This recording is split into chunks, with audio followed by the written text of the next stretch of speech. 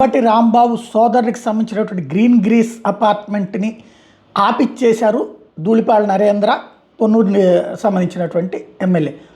అదే సందర్భంలో గుంటూరులో ఉన్నటువంటి వాళ్ళు కూడా అందులో తలా వచ్చేసారు, కోర్టులో వేయడం ఇదంతా నడిచింది. ఇప్పుడు ఈ వ్యవహారంలో తెలుగుదేశంలో ముసలం రేగింది.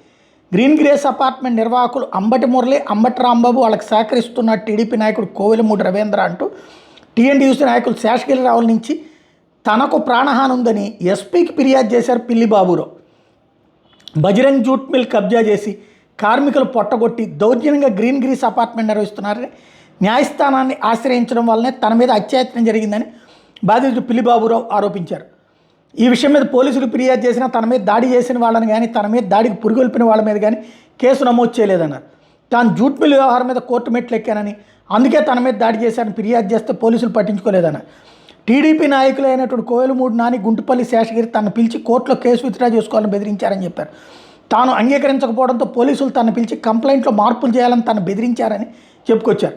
వారికి భయపడి కంప్లైంట్లో మార్పులు చేశానన్నారు. ఇది ల్యాండ్ గ్రాబింగ్ వివాదం కాబట్టి సివిల్ క్రిమినల్ కేసులతో 2వ ఎఫ్ఐఆర్ నమోదు చేయాలని, తనకు రక్షణ కల్పించాలని వేడుకున్నారు. విషయంలో తలదూర్చినందుకే స్థానిక సిఐడిఎస్పీలను వీఆర్కి పంపారని బాధితుడు మీడియాకి చెప్పుకొచ్చారు. తనకు అంబటి మురళి, అంబటి రాంబాబు, కోవెలమూడి రవీంద్ర, గుంటుపల్లి శేషగిరి నుండి ప్రాణహాని ఉందని తనకు రక్షణ కల్పించాలని వేడుకున్నాడు.